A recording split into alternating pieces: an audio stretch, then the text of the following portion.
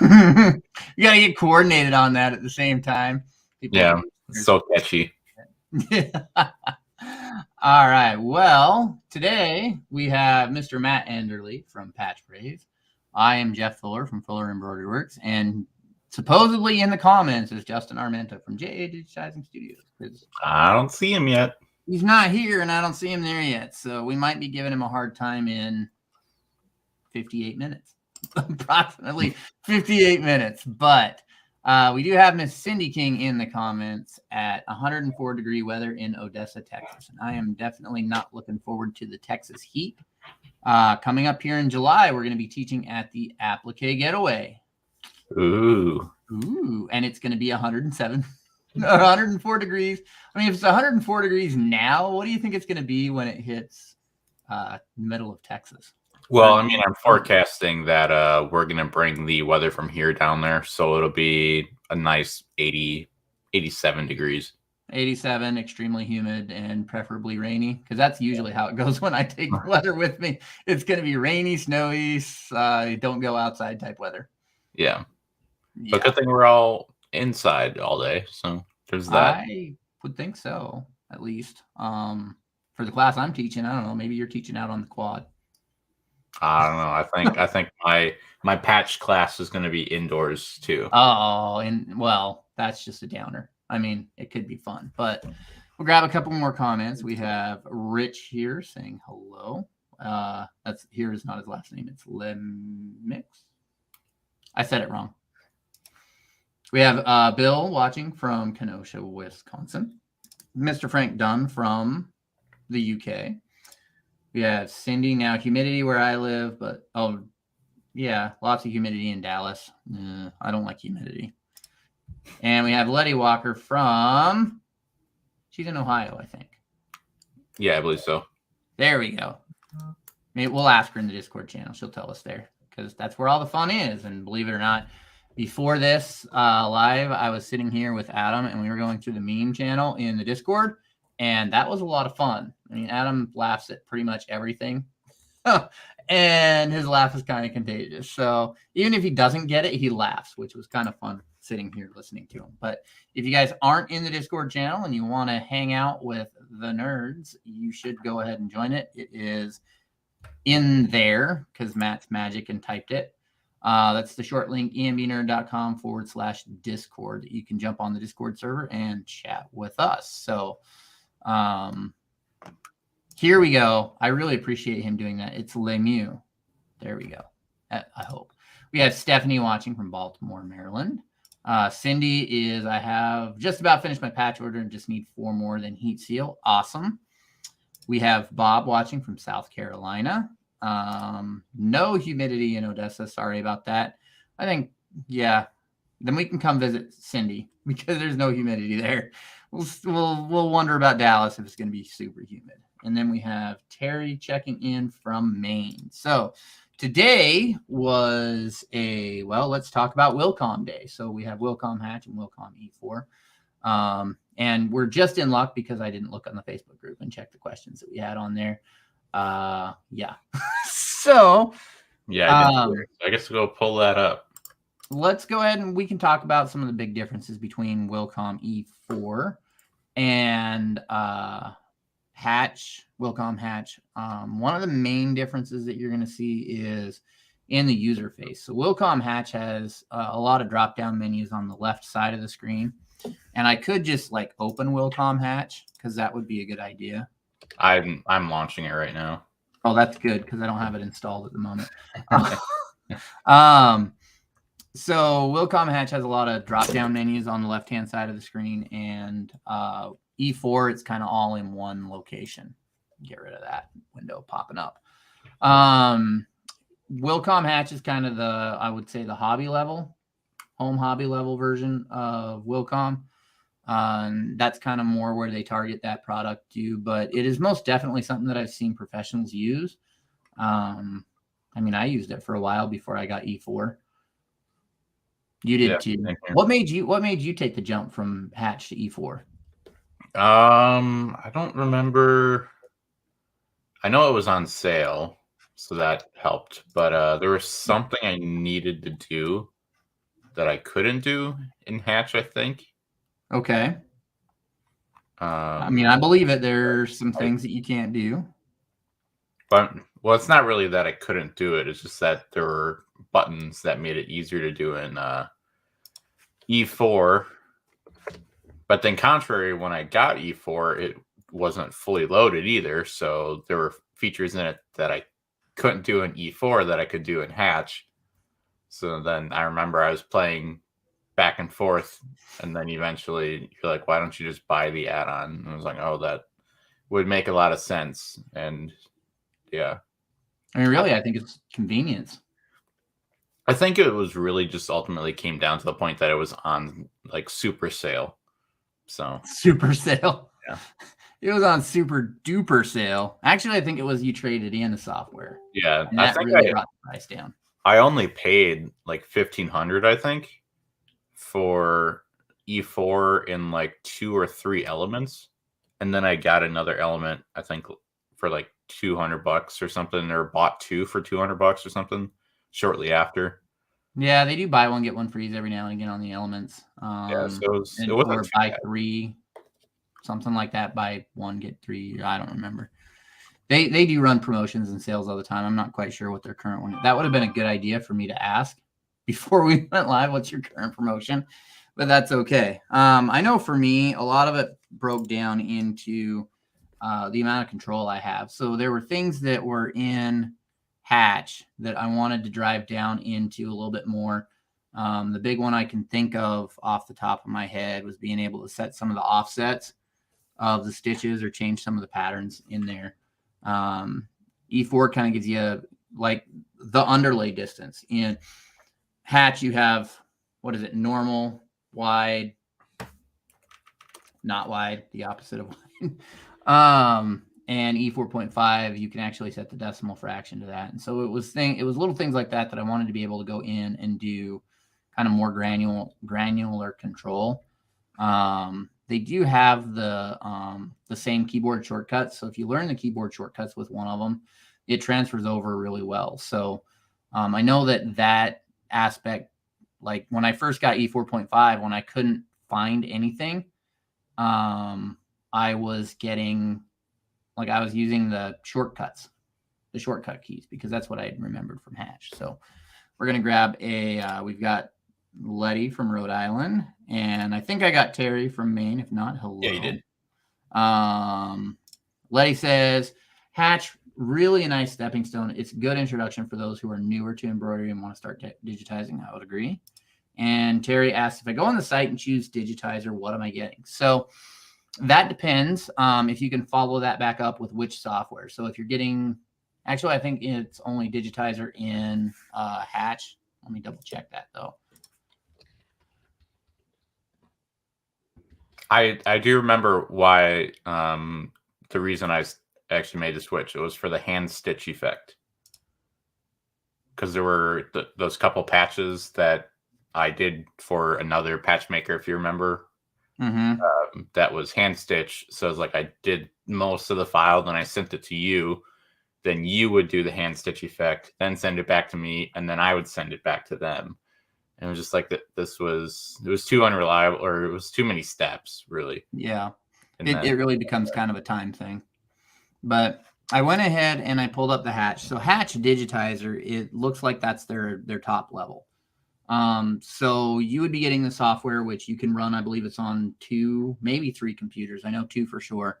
It uses a login authentication, so you don't have to have a USB dongle. You can just log in. It checks against the server every time you open it. But you would have basically everything that Hatch offers. You'd have the ESA fonts. You would have the ability to do manual digitizing, your layouts. Matt, you're still pulling that up, right? Yeah, I had to log in. Oh, you had to log in. Dun, dun, dun. So you're basically getting all of the top level of that. Now, believe it or not, when you go to E4.5, there are some things that you have to buy that are options. Like Matt said, I don't even think hand stitch effect is in there. But like the curved fills is one that you get in Hatch that you that you don't get in 4.5 without buying a element and an add-on. So if you're buying Hatch and you get the digitizer level, then you're getting the ability to do everything that software offers.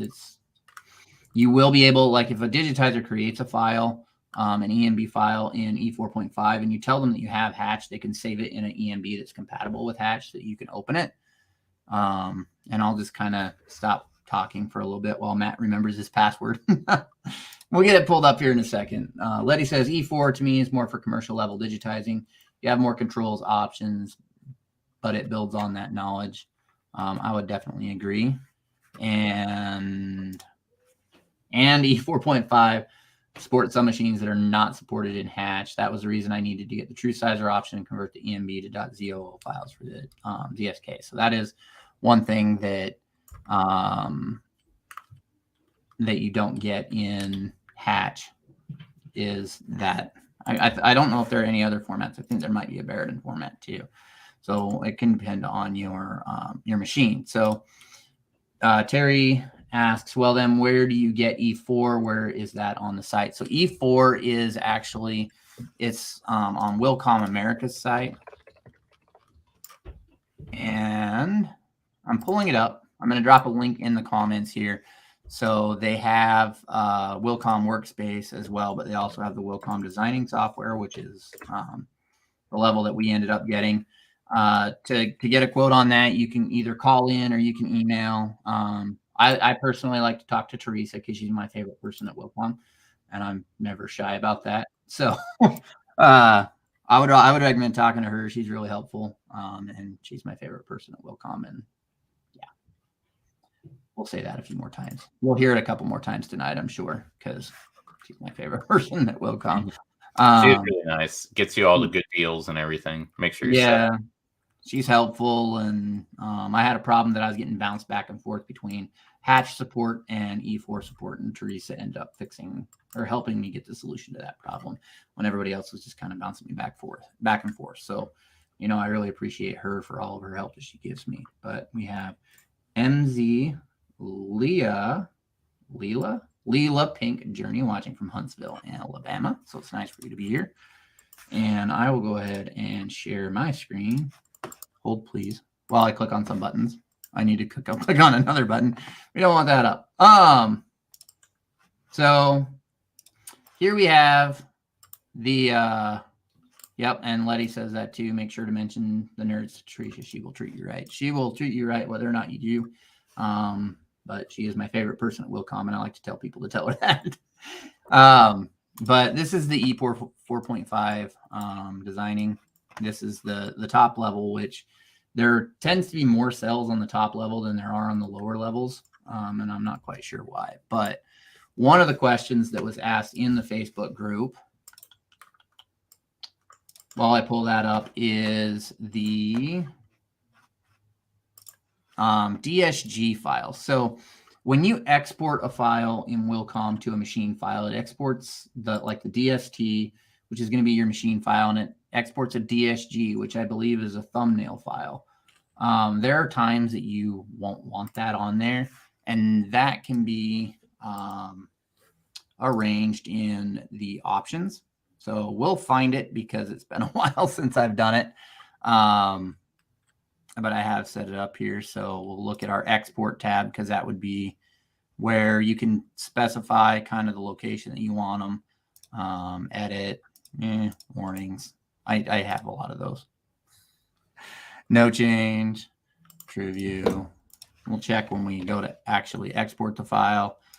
Go under options. That's PES. We're not exporting PES. That would be a DST. So when you export files, it can be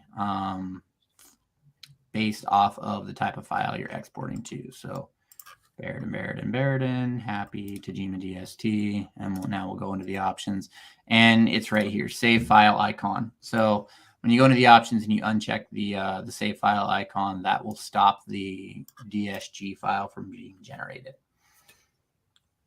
That was a lot of words, Matt. You got Hatch up there? I do. I was trying to OBS it so I could, get rid of the top bar, but whatever. Oh yeah, that Yep, I know that one. Suzanne says, is that where you get rid of DGT? Yep. So that, again, when you go to export the machine file, which again goes to PES because I didn't save it. We'll go back to DST. Bam, right there. You can go into options and you just uncheck the save file icon. And a lot of that, like once you do it once, it'll save it after you save a file. So because I didn't actually save a file with a file name, it didn't save that setting. But once you do that one time, it should get rid of it. I've never had any problems with it coming back. So that takes care of that one. And Matt, if you want to bring up, I'm looking at this screen where it's at, and I'm trying to go up higher than my bar, and it's not working, and I blame Matt. So if you want to go ahead and bring up the hatch, and we can take a look at that as well. Yeah, so I'm going to drop our webcams out real quick just so you can see the full interface. So this is Wilcom hatch in general with just a design pulled up. You can see it looks a little bit different. You got, I guess I can use my mouse actually. You get all the little drop-down menus over here. Of course, it freezes right now. That was another big reason why I left, because when I had Wilcom hatch, it was only 32-bit. And then after I got E4, then they made it 64-bit or whatever, so it could use more RAM. So it would freeze all the time, which was very, very annoying. But yeah. Oh, that's why, because Manage Designs is really slow tab to open, but everything else is pretty quick. But yeah, everything is all under these different menus, which is kind of clunky. Versus if I bring back up Jeff's screen real quick, you can see how he has everything cluttered on it, but it's very organized because you set it up the way you want. Like he can move the little toolbars around. Like I know Justin's setup is different. I guess if I was smart, I would have just did screen. Yeah, see, you can pop them out. Like these are my edit tools. I usually keep them docked right here. I can pop it out so it's on the top. I can bring it up here and leave it. So you can rearrange your menu bars to kind of how you want them laid out. But this right here, this whole side, with the exception of this, is pretty much, and this one, how it comes by default. I don't really change a lot in my menu systems. I did add a few, which is why I've got 2 rows down here. But a lot of it is more, like I use the knife tool a lot, so I wanted it to be a button on the screen that I could click. The same with the auto arrangements. I use those quite a bit, so I put them down here. And the alignment tools. Those are some things you can do that when you, like in Hatch, if you want to go ahead and pop that back up. Oh, I got mine up. Here we go. So when you go into Hatch, you have a lot of those same options, but you have to find them under the menus when you go to use them. So I think it's easier for somebody that's starting out. You can look at it and you can say, well, I want to digitize. And they have the digitize tab. So you click on that, and there's your tools for digitizing, your tools for editing, and your layouts. Those are all they're grouped together under the menu bar, which it works. I know I had a lot of times where I would be like, where the heck is this tool? And I'd go through a lot of the menus trying to find it.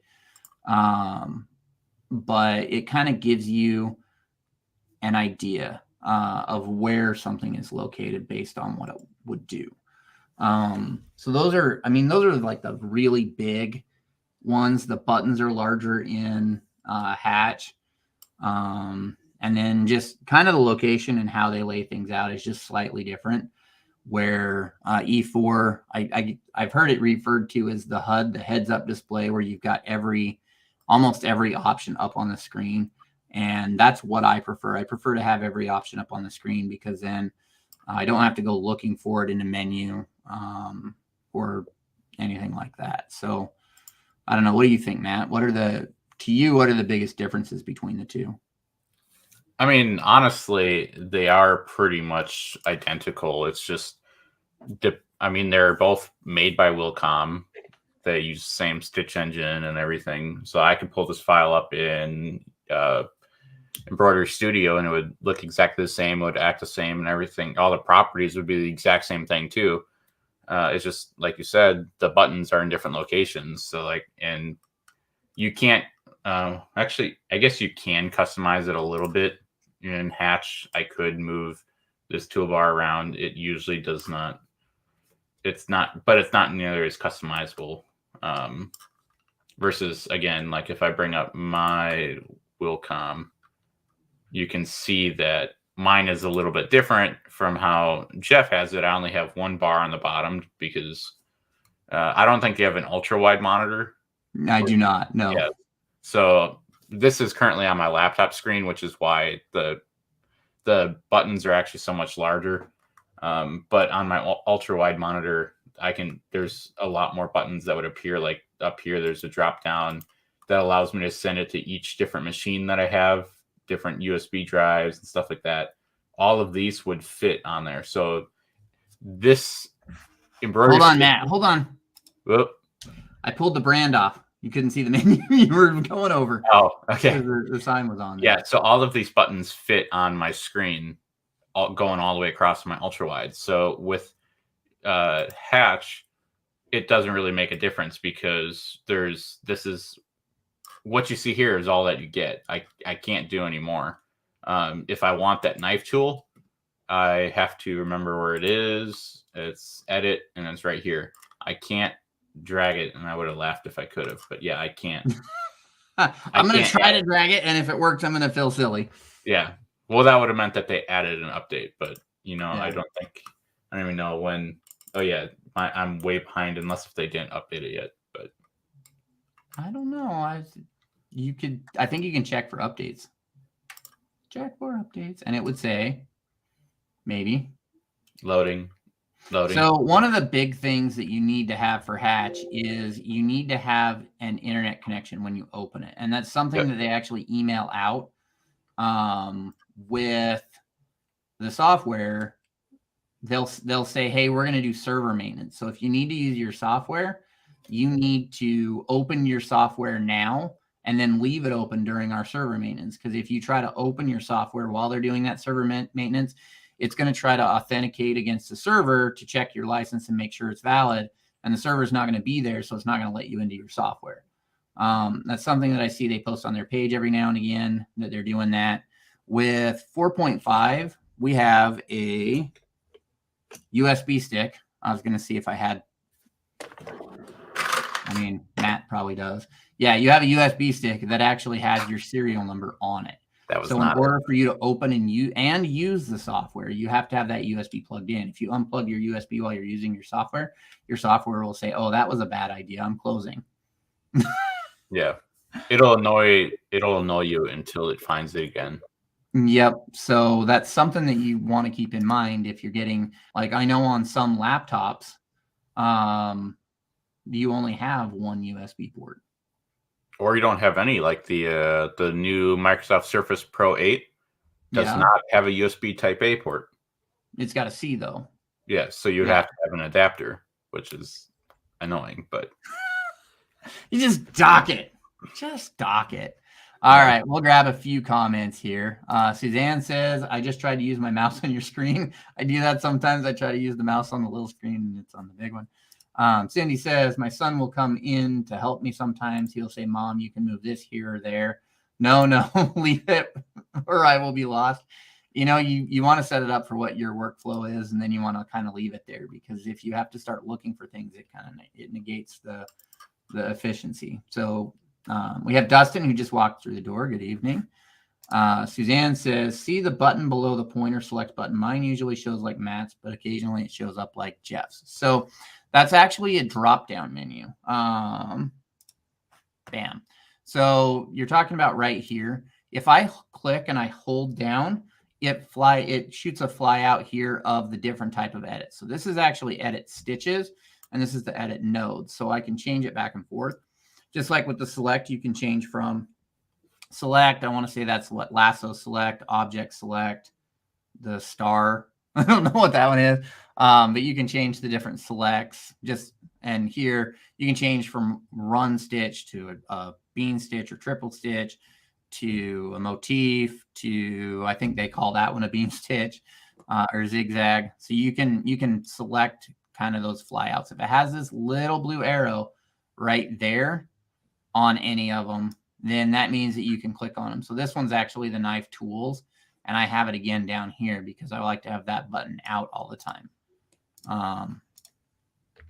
Hit the escape key to release everything. So that's what those little flyouts mean, is there's differences in the options that you have, and you can select. It'll stay on the last one that you selected. So for instance here, if I go to the stitch edit tool, it's going to move to that tool, and it's going to leave it on that one until I go back and I click on it and I say I want to do node select. So that's kind of goes into that customizing what you use and where you want to use it. Is those, not only do we have those menus, but they also have flyouts on those menus. And this little bar up here, right there, means that you can break it out into its own little toolbar, and you can dock it so that you have access to them all. But you'll notice that it's still stayed there. So it's static on that one. But if I want to bring them out at all, I can. I just have to get that little fly out. And if I don't want it, I can close it out and it's going to go away for now. So hopefully that answers your question as to why sometimes it shows one way and not the other. I'm looking at the screen over here. I'm like, hey, it's got text down there at the bottom. And then I zoomed in because that's the zoom. You look closer. Yeah, you just lean in. Yeah, just lean in. So I'll go ahead and pull one. Oh, I'm trying again to use the mouse on the wrong screen. Go ahead and pull us out here so that you can see us again. We have Just Armented checking in from the gallery, a little under the weather. I did see a question regarding how to center your designs in the workspace and center start and stop. So I could do that one. I got mine set up for it already. So yeah, you've got a design already. We'll let you go from there.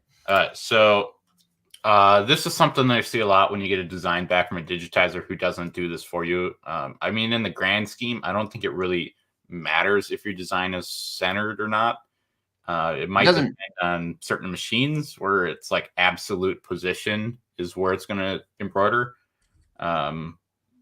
Maybe on like a hat or something, if it doesn't auto center, that would be where you would see that. But for 99% of the time, I don't think it matters. But like in this instance, my design here is center of the design file, but I just dragged it way off to the side. I found just selecting it, and then in pretty much every single embroidery software that we have looked at, you have like a setting. So like up here, go ahead, and I like it a little bit bigger because you can actually see it a little bit easier. You're going to have a position for X and Y coordinates.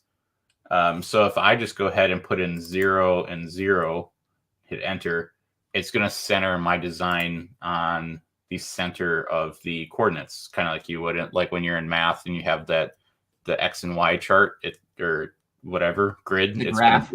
Yeah, dead center. There you go. Words are hard. And then the other part of the question is doing the center start and stop. So right here, I got this little crosshatch zooming in, and isn't going to make it any bigger because it's not how that works. But it's right there. Lean in, Matt. Just lean in a little bit.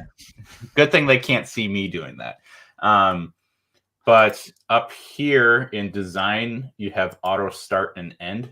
So this is where you can do that. So like for an example, for me, when I'm using my big sash frame, I'm going to have multiple, I'm going to be doing multiple leaves in a repeat design. So I pretty much almost always do bottom left. And then, and this is actually Wilcom Embroidery Studio because I'm still paying for it. So I got to put in the new license code. There you go. But so now this is going to be the center of the hoop. And if I bring this up, let's see if I can remember. Oh, never mind. I thought I was in hatch. Duh. We're going to go ahead, select the 15 centimeter. You can see that the design is still center of the hoop. However, I need to set the first needle to be right here. Otherwise, if I start it here, I'm going to have hoop strikes immediately because the actual design is going to be off, if that makes sense. I don't know. Yeah, basically if you treat it like the start and stop point is the center of the design after you've moved it, then it's no longer the start of the design. So you see where I'm dragging it. That's where it's actually going to embroider if I did not account for this exact scenario when I set up my machine. I can't release it, otherwise it's just going to move the hoop. But that's pretty much how I do it. And then I can show you exactly. Actually, I don't. Yeah, you can see this. So if I right click on the hoop icon, I can select this. I created a custom frame that matches what one of my heads on my Happy can do. And I can just basically, I'm going to tell it to repeat probably 3 times. Yep. In the X, and then I can probably get 4 times in the Y. And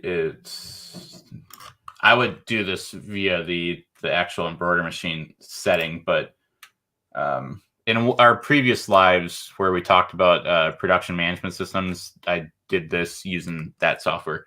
But now what I do is I set up my hoop in my embroidery machine, and I set needle 1 down in this corner, and that's when I push start, and then it'll do this one and that one, and it'll just keep going all the way and then end up back there. And that's what the auto start and end is. So now if I do that because it's a lot easier for me to get it I know where that corner is versus eyeballing in the center of the sash. Because if I'm trying to do that right here, if I'm off a bit, all of these patches are going to be hitting, and then I just wasted a whole sash worth of fabric and whatever. So that's where if I do this, it's going to start right there. Then it's going to run down here, do this one, and etc. And the same goes for Wilcom hatch. So if I pull this back up, my patch is off the frame. Same thing right here. I got the coordinates again. Bring it back in. And I can use the keyboard shortcuts because they're the exact same, like what Jeff said. It's in the same spot. It's dead center. Design settings. Auto start and end. Yep. User defined. And then I can change it to the exact same one. Oh, and actually here it actually shows you what it's going to look like. So if I were to take my embroidery machine and then load in it and tell it that I'm using a 15 hoop, and I auto center it, and then I click start, it's gonna hoop strike like crazy. I'm gonna be replacing reciprocator. So that's why you need to be careful about that. That's why auto start and end is important. So hopefully that answers Justin's question, which was in proxy of another person. But yep. So I'm gonna grab a couple more comments here. Suzanne says thanks. Glad you are getting something from it. We have Cindy that says it drives me crazy when I forget to center and then send the design to my machine and it's not centered. I've had that where because when I do a hat, I like to bottom center it. And I'll send it to the machine and I won't have bottom centered it. And I'll kind of do this and then I'll come back here and I'll change it. So knowing where the center of the design is at, it's pretty important. So we have a question here that's from Antonio. That this is actually one that we both have a little bit of experience with, Matt. Why my thread comes out from the needle. So it can be a couple of things. But since we're talking about software right now, we're going to kind of keep it software related. And if you don't have lock stitches in your file, like tie-ins and tie-outs, what can happen is when it starts to sew, it'll drop the needle and then it'll just start sewing along, and it can actually pull the thread out of the needle because there's nothing there to anchor the thread on that end. And I know you've had that problem before. I've ran into it once or twice. It's fun, right? Yeah. So there was a time when I bought my Happy. I bought it used, well used. And I was on the phone with Renee and everything, and we couldn't figure out what was going on because it's like it should be working, but no matter what we did, it kept coming out. And I'm trying to find where. Here it is. All So you right. need So to pull up your software. yeah, I'm going to bring it up. Okay. All right. So what I was doing was running a file of eyes, and that was it. Just trying to get it to work. No matter what I did, it wasn't working. And then it can be tension related. If your thread's coming out of your needle, it can be tension related. Yep. It could be the picker, could be a whole slew of different things. So we were troubleshooting machine issues. It turns out that when I was, I think, video chatting with you, and you're like, you know what, Matt? It's almost like you're not doing tie-ins. And so at that time I had Hatch. So I just created these right now. And the default is to not tie in before the object. So what was happening is that the happy just wasn't tying in because it wasn't being told to, because right here it says off. As soon as I clicked on or always, the issue went away immediately. It was just because the file that I was using had that, and that was just an issue with the default settings for Hatch or whatever. And that can be something that's on when we start talking about older machines. It doesn't have an auto mend feature. So on a lot of the newer machines, they have it on the machine that if it sees it starting a new object, it's going to do a tie-in. A lot like when you get a thread break and you start running the machine again, the machine ties in and then it starts running. So on the older machines, it didn't have that setting, and so that was what it wasn't adding those tie-ins, so it needed to be done in the software. Which, for the most of the time, I think it's always in the software. I've always used the default, never had an issue, but I know my machines have had that auto mend feature in there. I will add that Justin in the comments said on the machine, it's usually a picker. Usually it's a picker issue. So for those of you guys that don't know what a picker is, Matt's got one in his hand. Yep. So that's the little bar that when the machine starts running, it shoots in over the top of the bottom, and the machine forms the knot around that picker. So that's what that picker is used for. It ties the knot in and ties the knot out. And what can happen is when you're putting your bobbin in and out, if you aren't careful of that little bar, you can actually bend it. And when it like gets this one, like that one, and when it's bent, or is it really worn? It changes where it's going to fall in on the top of the bottom, and it can actually start causing issues when it's bent. So one of the nice parts about those is they're fairly thin material, and you can actually bend them back into shape if you know what shape is. You know what shape it's supposed to be.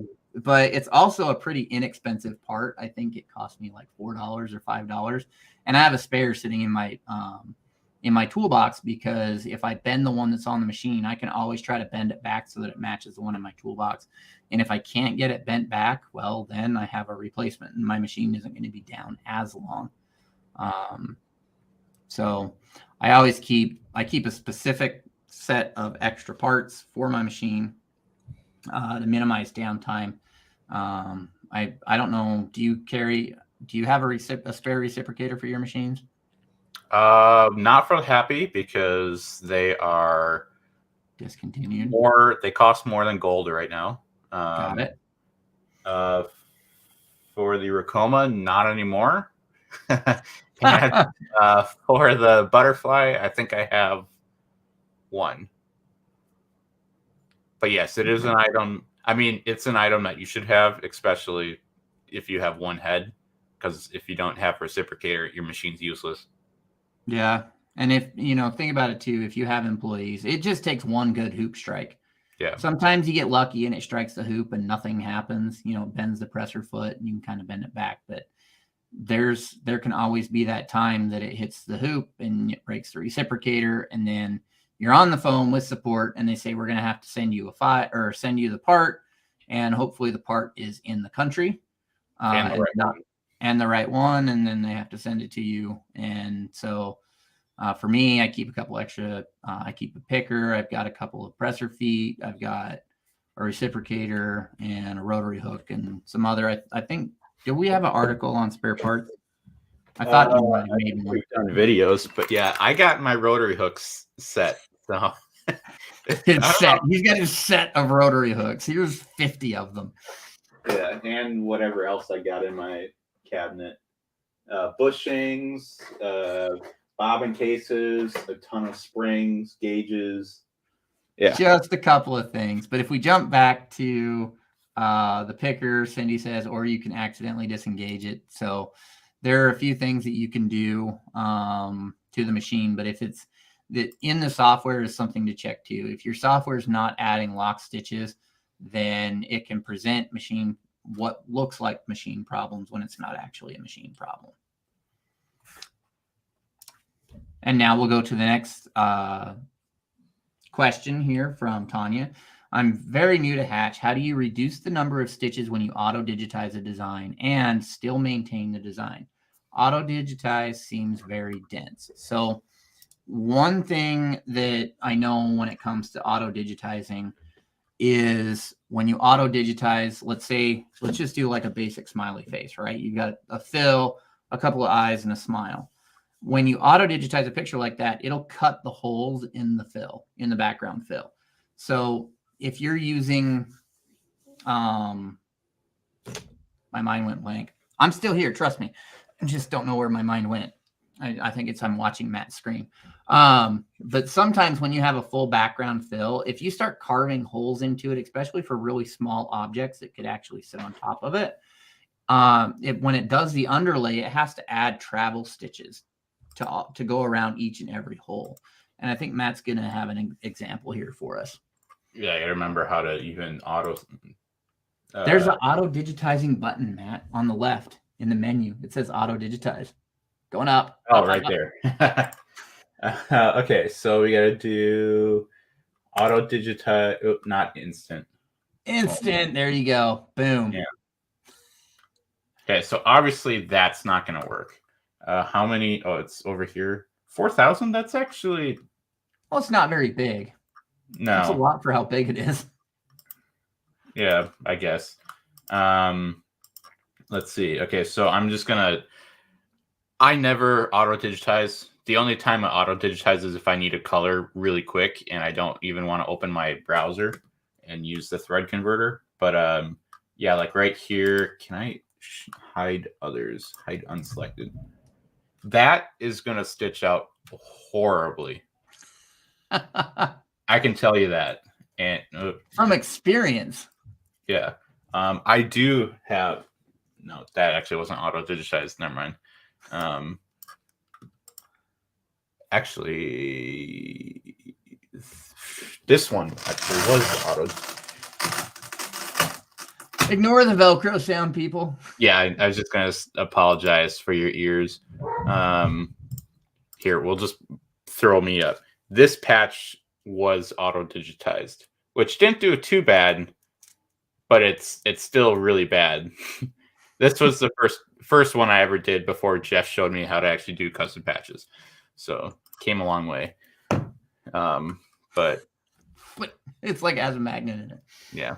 But yeah, so to basically remove it, you're gonna have to rework this anyways. So I'm gonna want to make this a tatami because doing it as a satin is not gonna be ideal.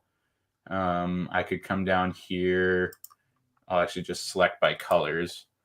And you can see that right there, it did the center of the letters as a separate step. Yeah. And it actually put it on top of the brown. So like that center of the A, it filled in on the brown and added the center on top of it. And that's, you don't really want that. You want a solid fill on the back, and then you want your letters to run like, that's why I did it that way. You would write them. There you go. Look at that A. So that's why I did it that way, because it didn't really know how to handle it. And when it runs into sometimes those the complex angles, it goes, wait, I don't know what I'm doing.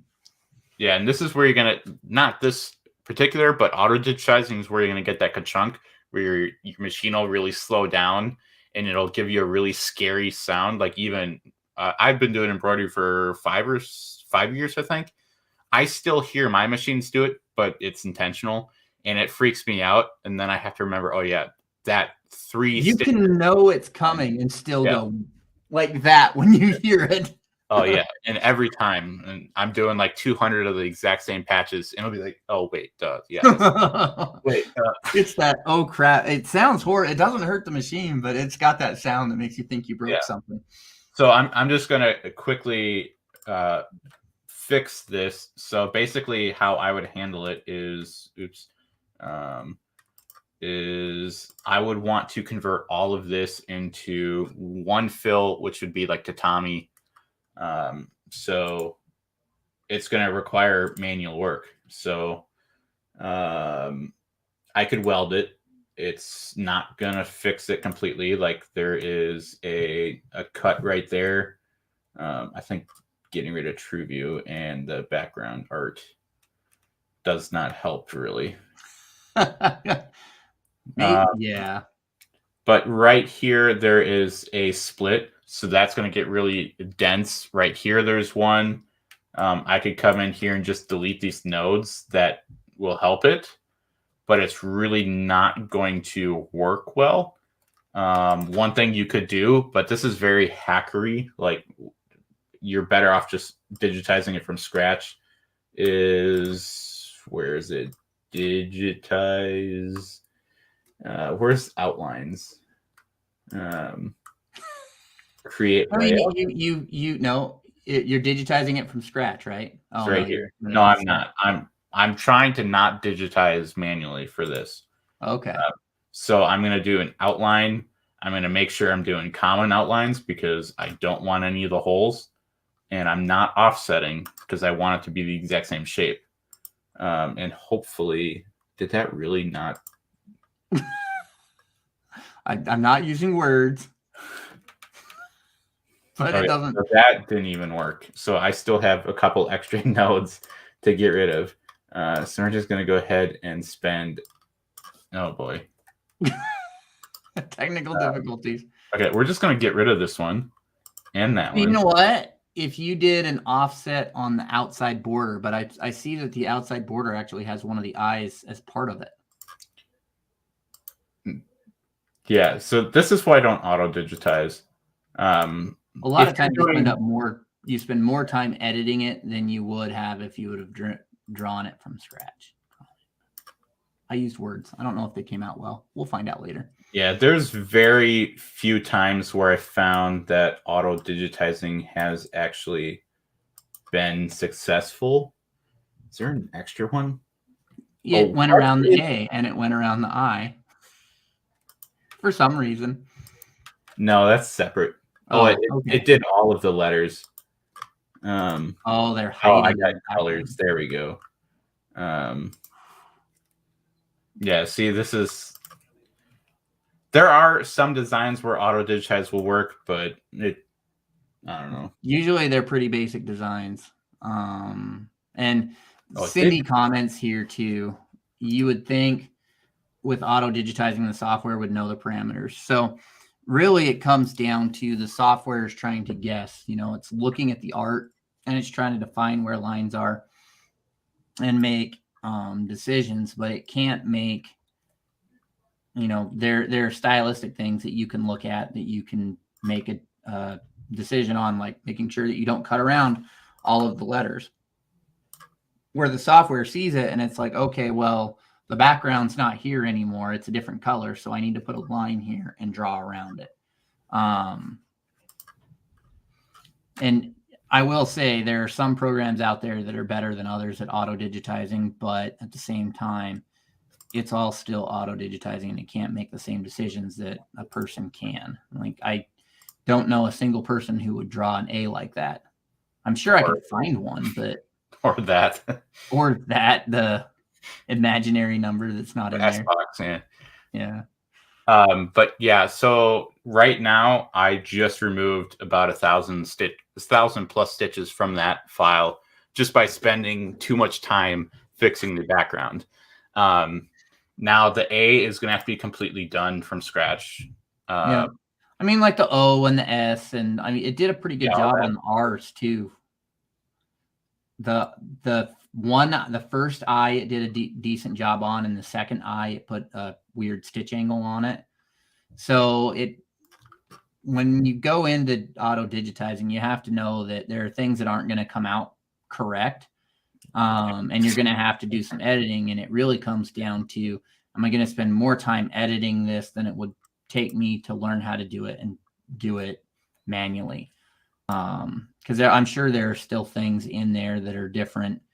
It pulled it as a satin. You're still going to have to set your underlay settings. You're going to have to set your pull compensation, unless if you're just using whatever default is. I mean, honestly, those letters are close enough together. I'd put a small jump stitch in between them all, because every time your machine trims, it adds time onto the sew time. I mean, I was working on a file yesterday. It was a 2-inch tall logo, and it had a bunch of dots. And I want to say it was like 139 trims if I didn't connect all the dots together. It was something that should have ran in 8 minutes, and if you put all the trims in, you're going to run in an hour and a half, because it just takes a lot of time for the machine to go through the trimming process. It slows down, it trims, it clears the thread, it moves the pantograph, and then it ties in again.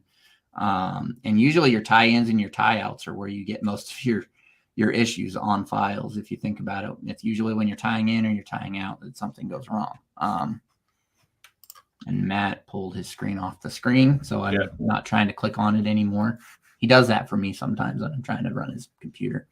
Yeah, I'm trying not to show all my customer files.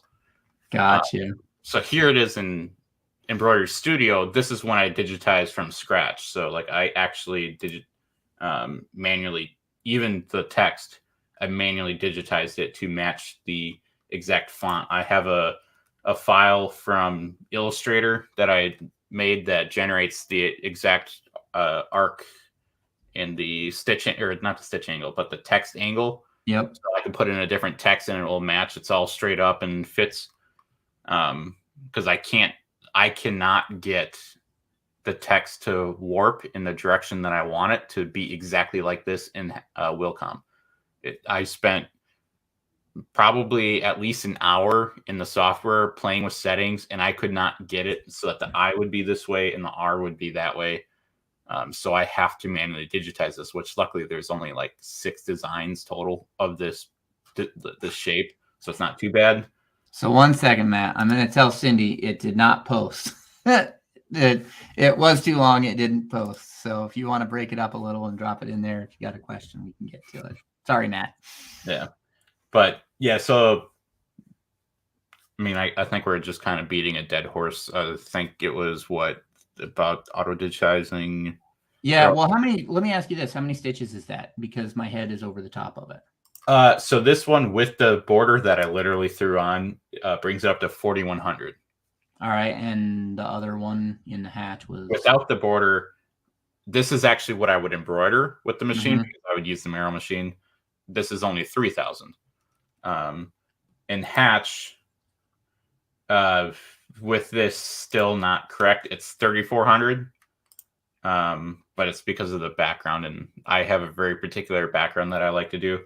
But if I undo all of this, you throw the density in there. Yeah. And just cringe. Well, now it's like watching your editing process, but in reverse. Yeah. This is it. 4,000 stitches with auto digitize. I mean, if I felt like testing a needle, and if it would actually handle it, we could stitch this out and I could show it to you. But it's not going to be pretty. Yeah. And the lines where it draws two objects, they meet exactly in the software, which means they're going to pull apart when you sew them. Yeah. So there's still quite a bit of manual editing that you're going to need to do in there just to make sure that you don't get gapping. But with that, there are some softwares that can do a fairly decent job of auto digitizing.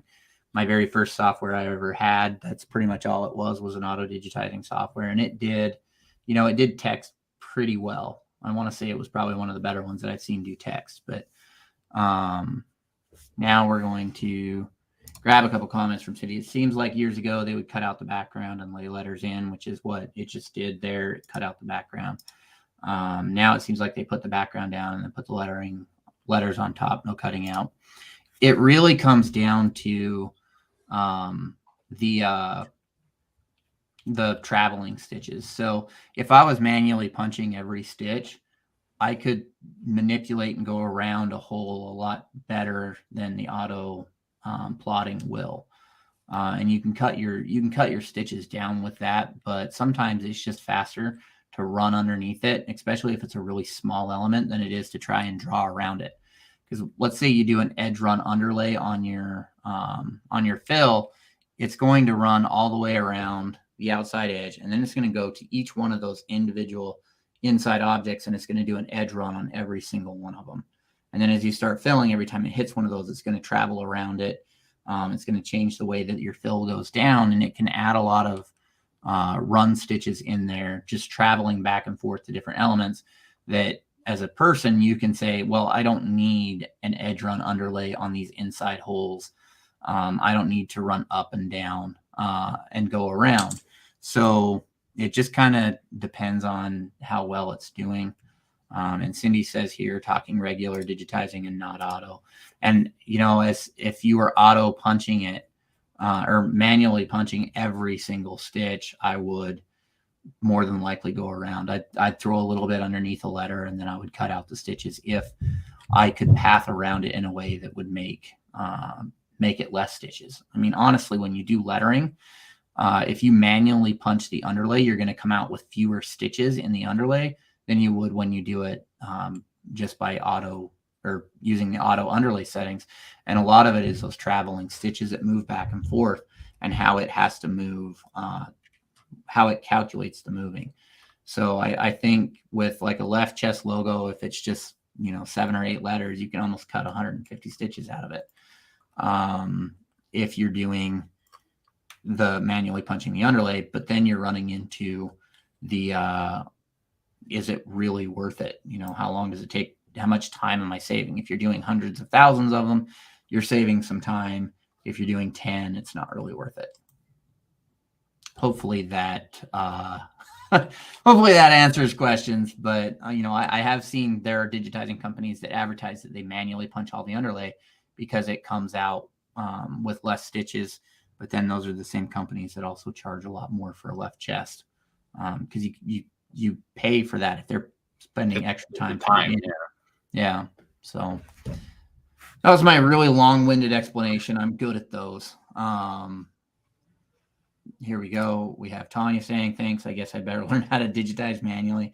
You know, it's not as hard as it looks. There's basic concepts, and once you understand those, then it becomes test and see the result, make some changes, and test again. So it takes time. Let's see. Cindy says, I've been sewing embroidery for 25 years. Some logos we would have issues with things pulling apart because of the cutouts. And, you know, I believe that a lot of times, you know, if you have 2 stitches that come and intersect and there's not anything that can anchor them 2 together, like 2 different objects, you can get a gap in there. Yeah, I'll do this real quick. So this is I don't want satin, tatami rectangle. Mm-hmm. And I'm going to throw you know what? Actually, let's do a circle because everyone hates circles. Okay. So I'm going to center this because it's going to bug me. It's not symmetrical otherwise. And that one. Okay, cool. So you know what? We could just make it the Japanese flag. There we go. Okay, cool. So right now, let's fix that. This is our flag right now. It is 6,000 stitches on the dot. Nice. Perfect. Now, what I could do is that. I don't know. I planned this out. So one of the things Cindy was saying about getting rid of the stitches underneath it.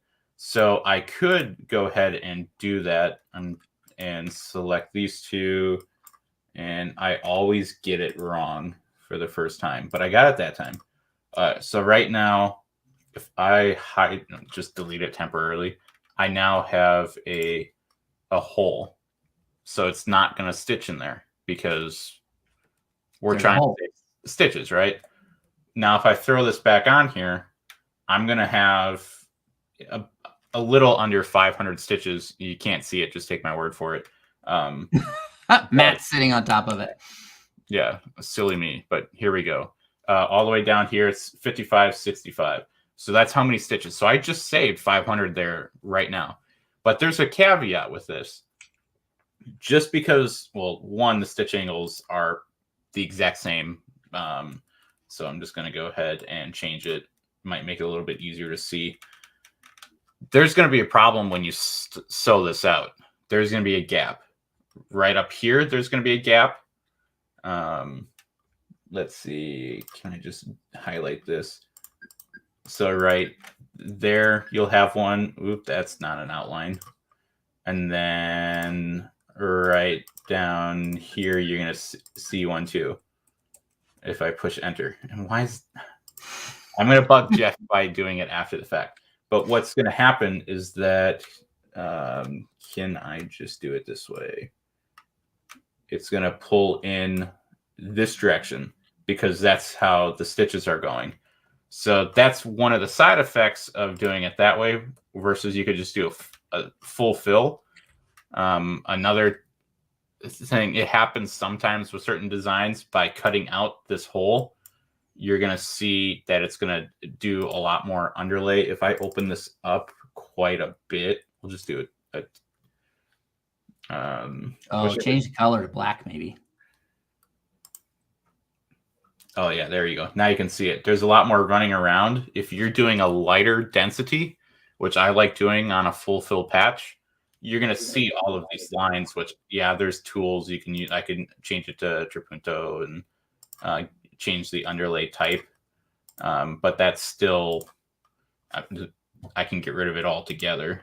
You're going to have that versus if I just straight up left it as a complete fill and did that. And that's going to be your start and your stop stitch, your start and your stop points. And this will sew out a lot faster, other than it'll take a little bit longer. It'll take, I mean, what, 40 seconds longer on modern machines. And that's another factor too that you don't always think about. Older machines were limited to, I mean, the original ones were like, what, sub 300 stitches per minute? Yeah. And we have, what, ZSK at 15 or 18 or something? I think the new prototype's 2000. Yeah. That's a significant difference. So having, if you just doing this full fill on the new one at 2000, that's like nothing. 15 seconds at most. Yeah. The problem that you run into, and you have to pick and choose your objects that you layer like that, is if you start layering two fills on top of each other, it's going to get really dense. But generally, like satin stitch lettering on top of a fill, it's going to look pretty, crisp and clean. And you're not really going to run into too dense like you would if you were doing a full fill on top of a full fill. So right here, if I get rid of the background, that's what Jeff was just mentioning. So I just hid this fill. I have this gray fill, which is just my background stitch under this playing card right here. There's a pretty big overlap or whatever, because this one is going to want to pull in. So I know that I need to not have it all. Like, yeah, I could have ended all of this under here. I don't know how well that's going to show up, but if I just delete these other ones and hopefully undo them later. Oh, that's not what I wanted. But if I have all of these shapes terminating underneath this red line right here, it's going to get so thick right there that it's going to be what you typically know as bulletproof. It's going to, in this case, it's going to wrinkle really bad. But if I get into something like a face, that's very small details. This one is specifically digitized for the size, but if you take a bigger design, shrink it down to fit it on a cap, that's where you're going to see something really bad. So I often over exaggerate because what's a few extra stitches. And then I don't have I don't have that issue. But all right, well, Matt, I hope we got all the questions. There were a few that came in. Yeah, we have that one. Antonio asked, is there a program on the different digitizing software videos? So when it comes to the digitizing software, they each kind of have their own training. I know Hatch does. Hatch, is it silver? They've got their silver and gold pass levels that they teach in digitizing. Wilcom, their designing studio, they have seminars that are taught by James Timmons, who learned from way back in the day. And so you can take those classes from him. As far as YouTube channels go, there's the Embroidery Nerd, where we do kind of bounce around between different softwares. In the Chroma Digitizing Help group, there's some Matt. There's some videos on how to use the Chroma software that I've done. And so you can also go there. I'm grabbing science here. I don't know if you found it yet or not, Matt. Yeah, I'm waiting for it to load. Oh, Matt's waiting for it to load. We'll hold for a second. That. But I will go ahead and grab a few. Well, that's interesting. I was going to grab more comments, but I clicked off into a different chat, and oh, now they all came back. They all came back. So let me scroll through them here. I think that we've gotten most of them. I'll just keep kind of going through here. We'll see some of the questions. Cindy says, great information tonight. I appreciate y'all teaching us. You know, I think that this might become something that we do a little more often, is ask in the group, do you guys have questions on this software or this particular topic? And we can run through, you know, how we do it in this software.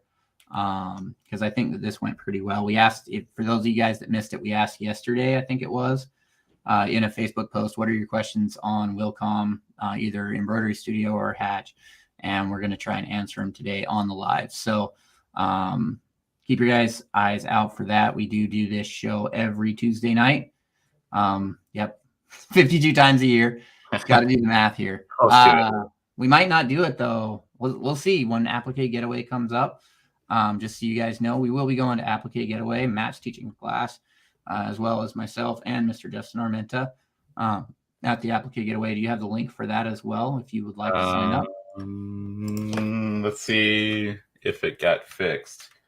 Matt was not prepared because I did not tell him. I was going to be telling him. But I got it. I just got to create the link for it. There you go. So Matt will be pulling up the link there for the Applique Getaway that we will be teaching at. It is an affiliate link. So just so you guys know, if you do sign up using our link, we get a little bit back. Transparency. There we go. And Antonio says you cover different software here. We do. Sometimes we cover Chroma software. Sometimes we cover Brilliance, and sometimes we cover Wilcom. I haven't really been asked to cover any other softwares than those, but I have a few more in my pocketbook of softwares. Like what? Pulse, Melco, yep, Oriani. Yep. Yeah, you could probably buy a house with the amount of software that you have. Nope. I mean, maybe. Well, maybe not anymore, but you know, it was rough when I started my journey into this industry. I went off the recommendations of a salesman who recommended I buy auto digitizing software. And it seemed like every time I was like, hey, how come I can't do this in the software? The answer was, well, it's your software. Upgrade. You got to upgrade. Yep. It was always that wonderful upgrade. And so you do that a few hundred times and you get a nice software library for a little while. But we do cover different software here, depending on, you know, if somebody comes and asks us to do a show on a specific software, we can. We just need to know that ahead of time and make sure that we have said piece of software, because that can be important too. But Cindy says, I will try to write down my questions and keep a list. You know, absolutely. We'll throw up another post here, maybe next month, maybe sooner, depending. Hopefully we'll have Justin on the next one. Or we could bring in another nerd too. Yep, we could always bring in another nerd as well. But anywho, back to the announcements. We have the Applicate Getaway. Matt put the link in there, and I think that's pretty much. Is that not all that announcements? And then, so we're going to talk about that. We have a nice partnership with Teresa Peer, right? That's how you say her name. I'll say it wrong. You throw me. Okay. Well, at Wilcom. So if you tell her that we sent you over, I don't know if they do any deals or if they just whatever. Jeff set this all up. I just put the email in there. Just email her, tell her that we sent you. She'll make sure that you get what you need. She's the dealer or the sales rep for Wilcom. Sales manager at Wilcom America. Yeah. So it's like she is my favorite person at Wilcom. Just so you know, she is my favorite person. Yeah, and you basically tell her what you're looking for, and I'm like, I really want that hand stitch effect. That I know that is why I went for it. I wanted that button to be able to do it. It looks amazing. But I told her exactly what I wanted. She made sure, held my hand the entire way with financing because they use their time, whatever. Time payment. Yeah, and it made it super easy. It's like $100 a month, I think, or something like that. She told me, or someone told me, I don't know if it was her, to trade in some software, save me a significant amount of money, maybe like $2,000 or more. I wouldn't point fingers at Jeff. By like spending $20 on eBay buying generation software, maybe? What? I'm pretty sure you just had that ahead of time. Yeah. Oh, yeah. Well, yeah, I bought it a while ago. Yeah. No. But yeah, she'll help you save all the money, or maybe say, yeah, if you maybe wait a month, there might be a sale. I don't know. You'll see. Just send her an email. Tell her that we're trying to hook you up, and everything will all be good and dandy. Yeah. We Plus, think very highly of her. The best part about, I guess, shoe in the way. Look out, guys. He's got a shoe in the way. The best part is you get a fancy box. Don't forget the USB drive. Yeah. And it has a fancy genuine sticker, not to be mixed or messed up with the wrapper genuine. Not the ultimate special sticker. Yeah, and then you get a fancy little USB install key, which is nice if you have really bad internet, even though it's going to have to update anyways, which is like 4 gigabytes. But and then you get... they update that. They update those when they update the software. They update the... Oh, they do? Oh, well, then that's nice, because mine is like 3 versions behind. Yours is way more behind. And then I do believe that... I do like your serial number there, Matt. It's not on the backside, and I'm covering it. I looked. But yeah, you get Corel Draw with it as well. Depending on which version you buy, I do believe. I don't know, because I just went for the full designing. There's different levels, like Deco White. I did as well. I think if I remember right, there was a deal on designing, but there wasn't on the other ones, and so it was easier to do that. So with Wilcom, I'm catching a few of the comments here. Ginger says Teresa treated me well. Bill says I'd like to see a side-by-side of Pulse versus Wilcom doing the exact design to try and get the same exact result. We'll see if we can do that at some time. We'll have to see. The version of Pulse I have is back a bit, so I'm working on getting that upgraded to the latest. Nadine says, how many computers can you load it onto? So with 4.5, you can load it onto all the computers you want, but unless if that USB drive is plugged in, it won't run. So it's like a key. Yeah, that USB drive is like the key to your car. It's the key to the software. If it's not plugged in, that thing ain't starting. And if you lose it, you don't just go to the dealer and buy a new key. You go to the dealer and buy a whole new car, which is scary, but there's insurance that you can get on it, or you just don't lose it. It's easier said than done. But I mean, I have insurance. I think some business insurances will cover it too. I definitely make sure on that one before I found out the hard way. But we've got James is awesome too. Antonio, which is a better software to use? Boy, that's a loaded question. None of them. No. It really depends on you and what you're doing and how deep into it you want to go. So I think we've done a show on that before. You can go back if you're watching on Facebook, you have to kind of scroll through. But if you go onto YouTube, these are all broadcast into YouTube, and it's easier to search for them there. So I'd recommend doing that. Suzanne says James is awesome too. James at Wilcom, he is. We actually did an episode where we interviewed James Timmons and Teresa here on the Embroidery Nerd. I think we should do that again. Yeah, I think it's due. I think it's due too. So, and Cindy, did you all say that you got something back from Applique Getaway? Yeah. So we do have an affiliate link with Applique Getaway, and we do get a little bit back on that as well. Just like, Wilcom, they give us a little back for referral. It helps us keep the lights on and the show going. So that's my full transparency. Yeah. Yep. So with that, guys, that is Matt Enderley from Patchphrase, and I am Jeff Fuller from Fuller Embroidery Works. We're both here representing the Embroidery Nerd. Thank you guys for hanging out with us, and we will catch you next time. Adios.